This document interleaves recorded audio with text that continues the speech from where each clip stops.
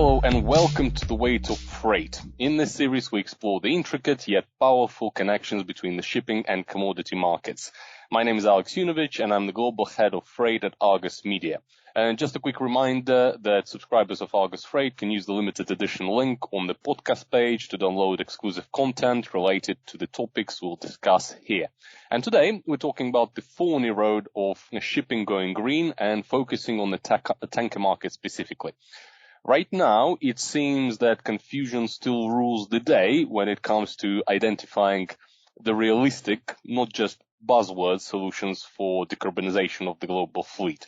And there are many uncomfortable questions left in regards to the timelines, cost, impact on freight, and so on.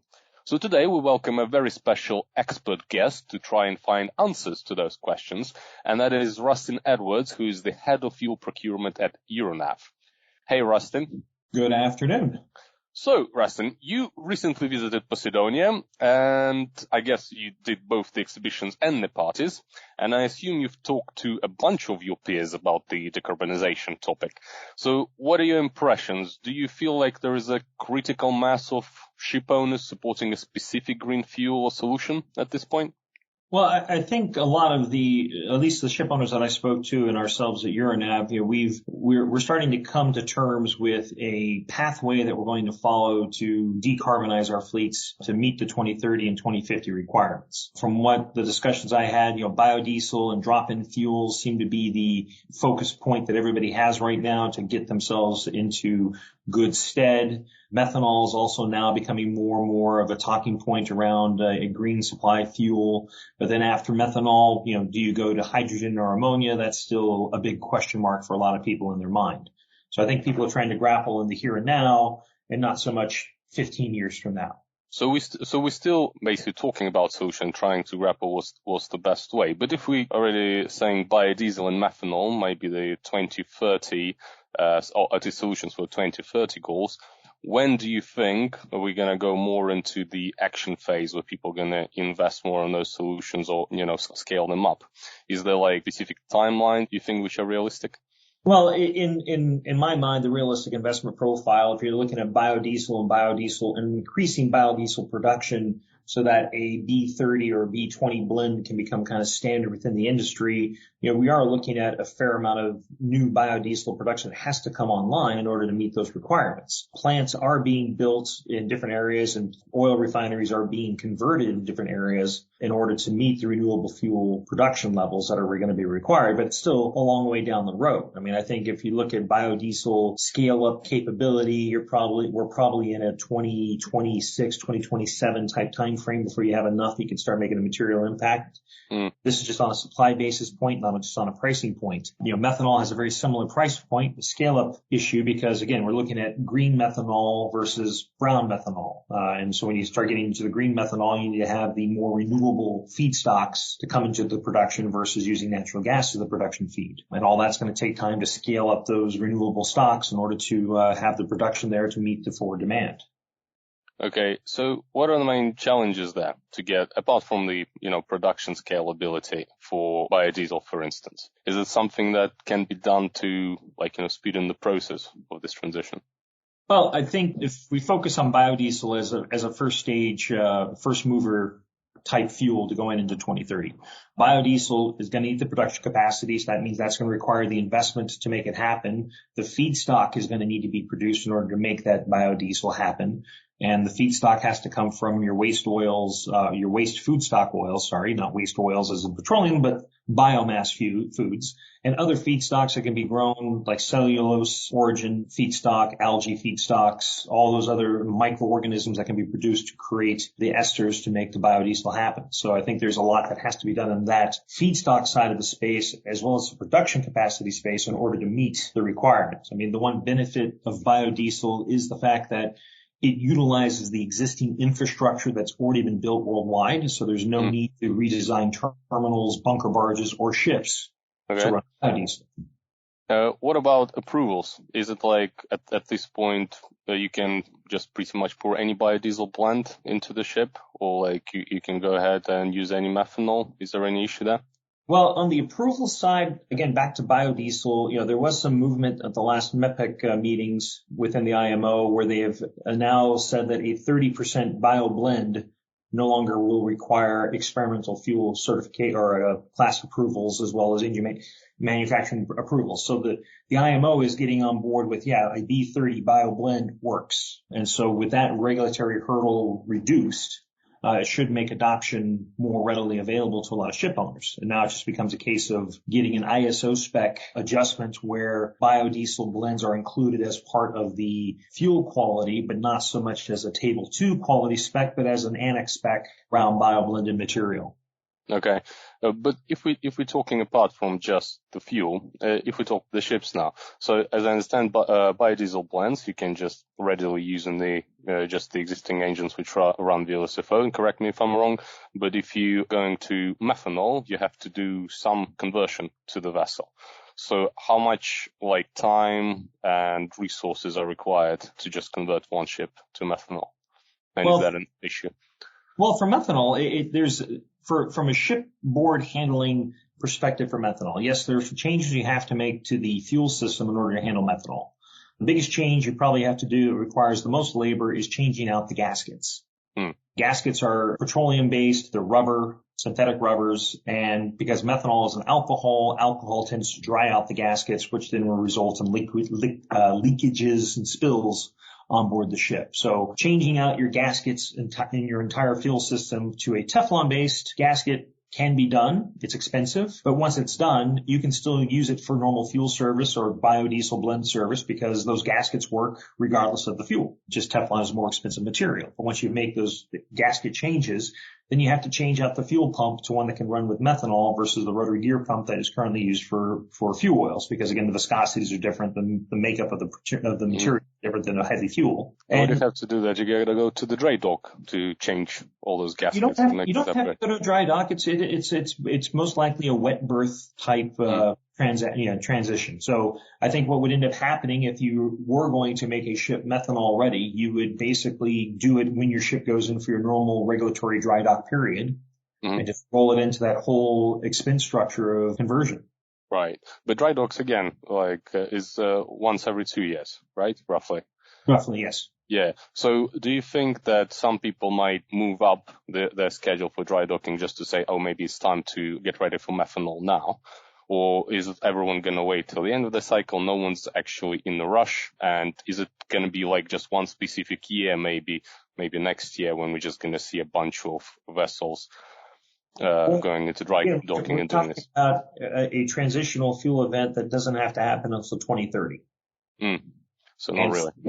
So will people, spend the money today for something that will impact their ship in 7 years? Maybe. They might spread it out because if you think 7-year period, there are potentially 3 dry dockings that could happen, most likely 2.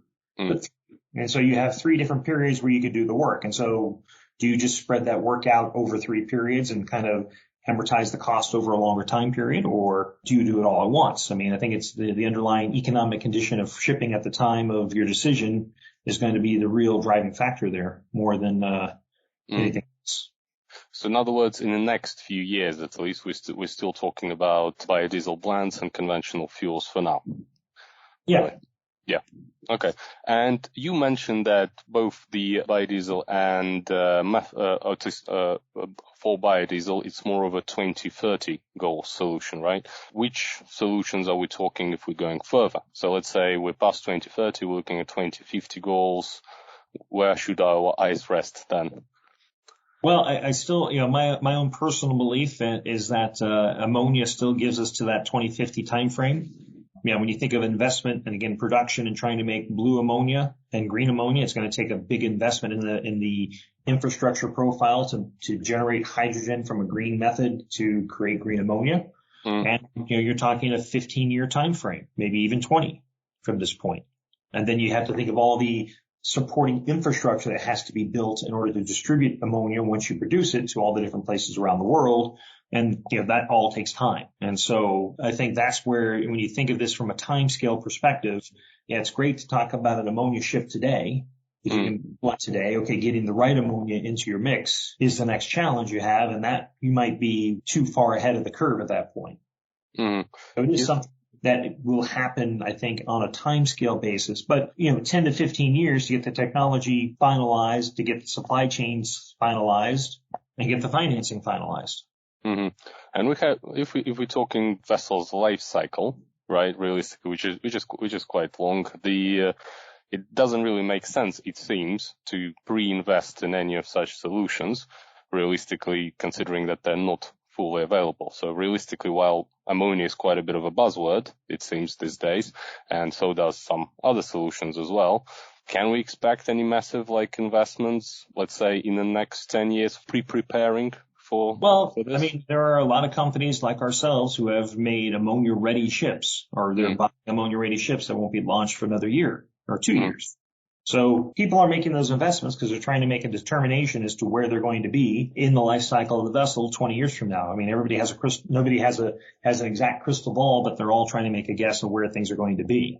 But even making a ship ammonia ready, you're still going to be burning conventional fuel up to a certain point. And so the ship is still going to be designed to run on conventional fuel. And that design can work with methanol as well as biodiesel blends with minor adjustments. Okay, let's talk about cost now, because obviously none of this is cheap, right? All the greener fuels at least have one thing in common: they tend to be more expensive than the conventional ones. And then converting the vessels or investing in preparation for any of those solutions again takes quite a bit of money. Now the question is, at least in the tanker market, how easy or possible or whatever the word is, you think it would be to pass on those costs for ship owners to their customers? Is it going to be relatively simple transitions? Are customers in this market keen to pay for greener vessels or not?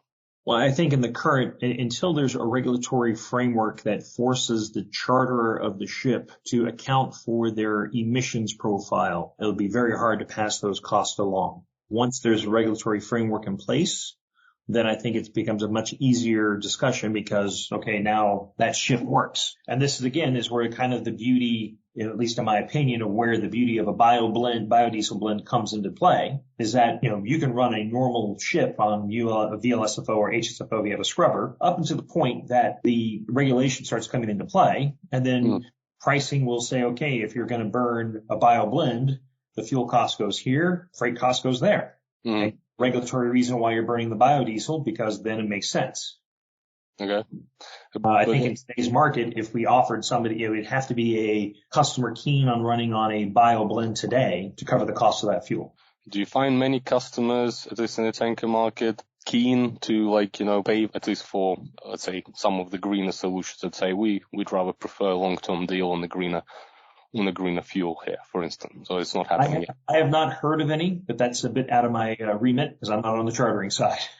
Fair enough. Because that's an interesting comparison, by the way, because a lot of people are putting container market into, let's say, comparison and saying in there the customers are often prepared to pay this price difference. But I guess there is a very specific, let's say, again, difference between what customers exist there in the container market and what customers exist in the tanker market, right? Because the end product is very different. Again, do you find that it's a fair comparison between, let's say, putting tankers or dry bulk with containers when it comes to fuel cost or passing along costs? Well, it is, again, it comes down to the charterer and what they're trying to achieve. And so at least in the container business, you do have charterers who have ESG agendas on their own because they're basically dealing in finished consumer goods, not in the raw materials. And so from the finished consumer goods standpoint, if I'm shipping goods from point A to point B and my customers are telling me I want that to be as low carbon as possible, then yes, I have an incentive to go back to my logistics handler and say, I want a zero carbon solution to move that box from point A to point B. Okay. So, but still, if we're talking tankers then, considering there is green on agenda for everyone these days and everyone's talking about it, Do you think there's going to be more and more deals now coming up in the tanker market where the charterers will be more open to, say, have a long-term deal like a COA, for instance, or a long-period deal where they would just say, will be prepared to pay a premium on this long-term deal as long as the vessels burn cleaner fuel? And also, is this the way to move forward? Is this something that could help to move the agenda forward? As soon as you get customers willing to pay for it, I think that's something that will help move it forward. But again, in the current chartering space, I'm really not someone to talk about that because I don't know how those discussions are going on. Are those discussions even happening as of yet? Mm-hmm. But I guess the only realistic way for this to happen is probably on the some specific, very homogeneous, I guess, routes somewhere, some that go around the major bunkering hubs, because that's where the greener fuels would be firstly and more readily available. So we're talking things which are around Rotterdam, Fujairah, Singapore, places like that.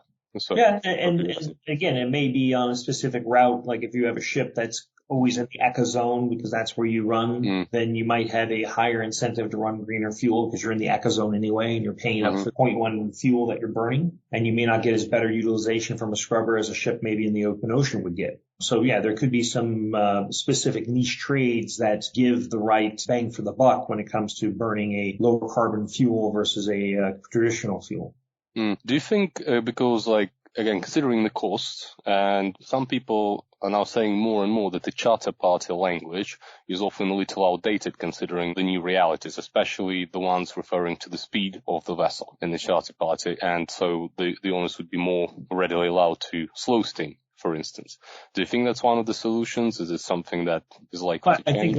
I think it's a very interesting solution that can be approached from both the charterer and the ship owner, and also from the port facilities. I know that we're involved with trying to get the virtual notice of readiness so that you arrive to a port just in time. You're not arriving into port and queuing up, or you're not trying to make higher speeds to get to port. It's more of you to tender into when you're going to actually arrive. You get to port, you go to dock, you discharge, and you leave. And so you try to eliminate all the delays that happen with shipping trying to meet a charter party speed versus an arrival speed. So it does require, or probably will require at some point, changes in how lay time is calculated. What are your lay can windows?